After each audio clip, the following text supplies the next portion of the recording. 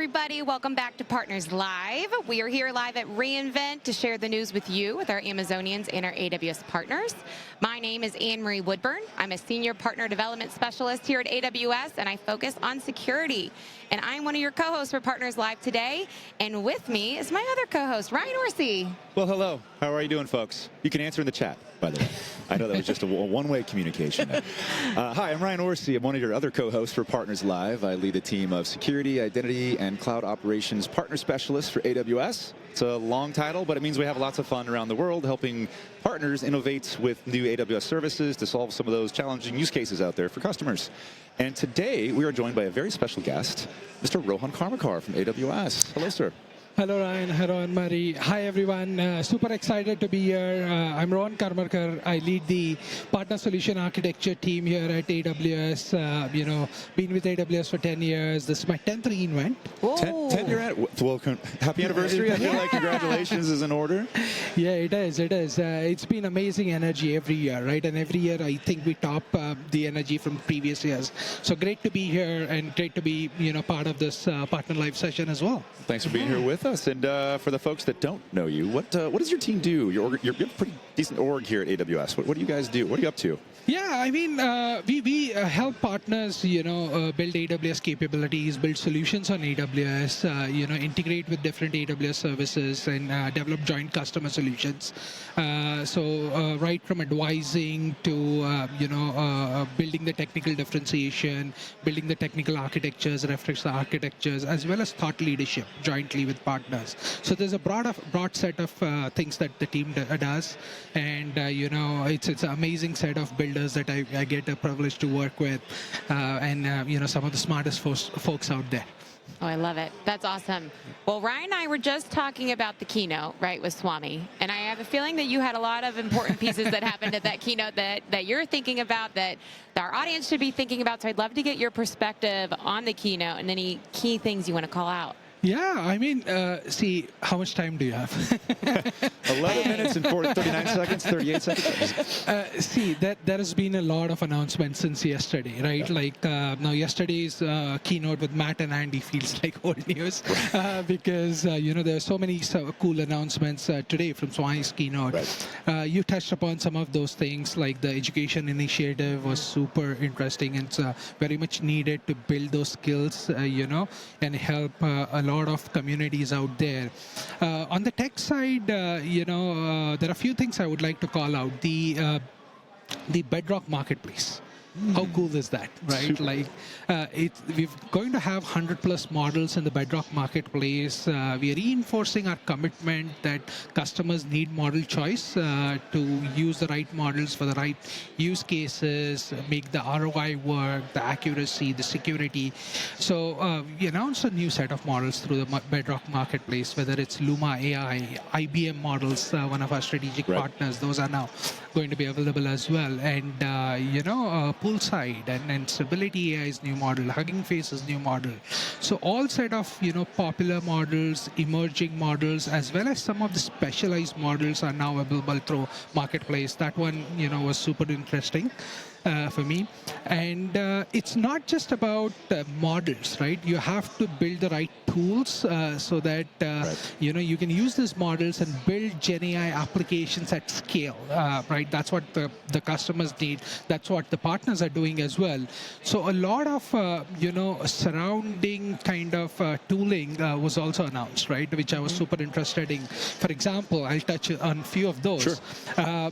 Prompt tuning, right? Or intelligent prompt routing, or support for structured data and graph RAG in knowledge bases, or things like Bedrock data automation. That again is a super cool feature because there's a lot of unstructured multimodal data out there which you need to build real world applications.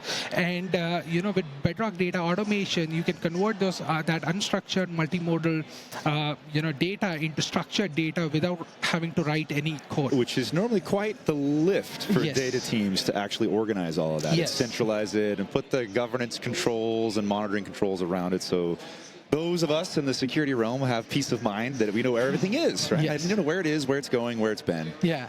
So, I mean, those things are super interesting, right? And also, no wonder one of the interesting stats that I found out was our Bedrock now has tens and thousands of customers, right? Oh, fantastic. And in the last 1 year itself, the total customer base has grown 4x time. Wow. 4.7x Look to at that to be accurate. innovation out there. It is. That's amazing. And there are many partners out there who are using Bedrock, right? Partners like Adobe, like Zendesk, like Accenture, TCS, Databricks. There are like tons of partners who have now, are using Bedrock and SageMaker and Q and all the AI tools. So it's super exciting. And we wanted to ask, in different ways, I think, right? Yes. They're leveraging. This is, I think, the beauty of what is available to them, and for in your particular role in the company, the new tools become available from AWS, and now let's talk about maybe what the partners are doing with those tools to integrate with them, and how your folks interact with that. Yeah, I mean, there are various use cases out there, right? So the way partners are looking at our GenAI tools and GenAI services is to leverage them to really build real-world GenAI applications, right? Which can help drive a business outcome. So working backwards from the customers, working backwards from a specific business problem, they're leveraging these tools, right, to come up with very industry-specific use cases. Now, you talked about the ISVs, so the ISVs are using Bedrock and SageMaker in a couple of ways, right? They're using these tools to enhance their product features. And they're also using these tools to integrate so that the customers can, really kind of leverage their products and our products to build those applications together, right? And then security is the core foundation of all this, right? Like everything that we built, including the things that we build with partners, is through the lens of looking at security at job zero. 100%, 100%. And some of the security vendors out there, the ISVs that we've been working with, Trellix and Wiz to name a few, they've really adopted these technologies from AWS, Q, and Bedrock to really help out the jobs of people that normally are doing quite a bit of manual labor, right? The security analysts or just incident analysts in general, if you're monitoring application in the cloud and the performance of that application, that can be, let's say, labor intensive of monitoring for events, trying to figure out what's going wrong, how to fix it. I think a lot of these technologies that are coming together are just speeding that process up and presenting to the human being a more complete story. That application may have problem here. Here's a potential resolution. Would you like to choose this resolution? No, absolutely. And you talked about Trellix, Wiz, SentinelOne, right? Like all these security partners are now using this technology to really improve their threat detection capabilities, right? Like a lot of signals and alerts that customers get, and as a SecOps person, you want to look at the right ones, be able to triage it quickly, and action the ones that you need to action. And GenAI is the right technology for those things. So they're using it in various products that they have, to actually distill this information and present it in the right way. Yeah, no, I think that's amazing. It kind of goes back to the whole disruption piece that Swami had this morning. Disruption is the new right? normal. It's the new normal. Like we're going to get comfortable in this with the things that our partners are creating, with the announcements that we have today, with the opportunities of where they can list their LLMs or what they were building in their services as well. I think we're going to see a big push here that's just going to excel the market and our customers. 100%. Yes. And to simplify. Now, we might have something about leadership principles here in the company, but first comes invent, then comes simplify, right? Invent and simplify. And I'm seeing quite a bit of that as well with our partner community. And thanks to your folks, Rohan, and your organization for, really, of course, new service or feature becomes available. Yes. Millions of things you could do with that. Yeah. Possibilities endless, but, your folks help kind of like, okay, company X, you are in this kind of industry use case area. Let me advise you on the best way to leverage the tools that AWS just announced. Yeah.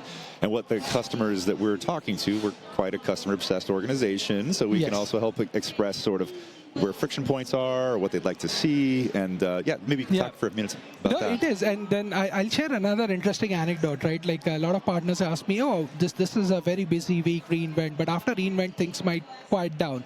But it's on the contrary, it's the most busy time for us SAs because there are so many new announcements that happen here. Now we have to go back, work with our partners to understand which of those features or services they want to use, and how do they use those in the right way, right? So a lot of work now goes starts to happen next week onwards. And then, we build plans for 2025 and get all these services adopted by partners. You're That's doing awesome. noble work, Rohan. Yeah, we're very grateful for you, and our partners Thank are you, too. thank you, 'Cause yeah. there is a lot of news that comes out of this week. Every single day, every innovation talk, every keynote. This moment right here, like new things are being shared, which is awesome. Yes.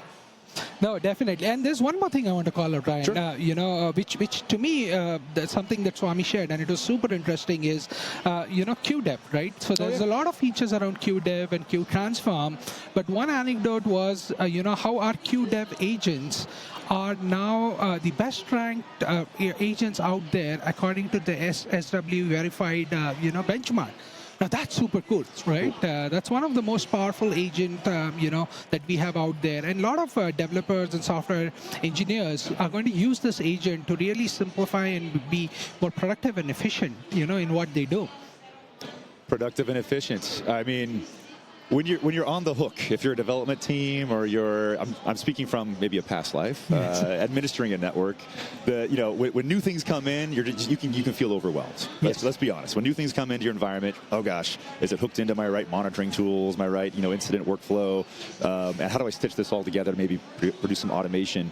That's also, I think, where your team is really, really helpful for folks, is to go to our system integrator partners, our ISV partners, and really help stitch together even automations.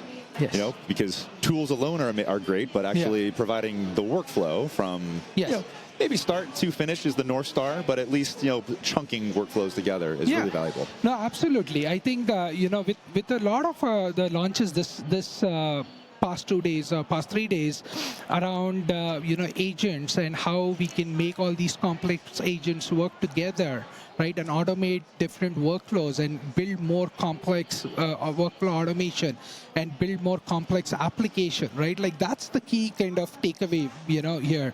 And one other interesting thing, which was announced yesterday in Matt's keynote is we consider core building blocks like compute, storage, network, database, security. But Matt mentioned one thing which was very interesting to me and all of the SEs out there and all the tech folks, is that now inference is going to be one of the core building blocks, right? Because all applications, right, all processes, all workflow will be AI enabled. Will have some amount of AI to assist you do that workflow in a much more automated way, do the process in much more automated way, or even build applications, and use these features in the application. So that to me, is one of the most interesting kind of statements, right? That now look at when you're building applications, when you're architecting new products, look at how AI and AI inference specifically is going to be the core building block for you. That's awesome. If you're a chief product officer out there, be thinking about I can see the whiteboard block diagrams and workflow diagrams of your product design. Think about inference API calls and where that fits into your workflow as you design your application. Absolutely.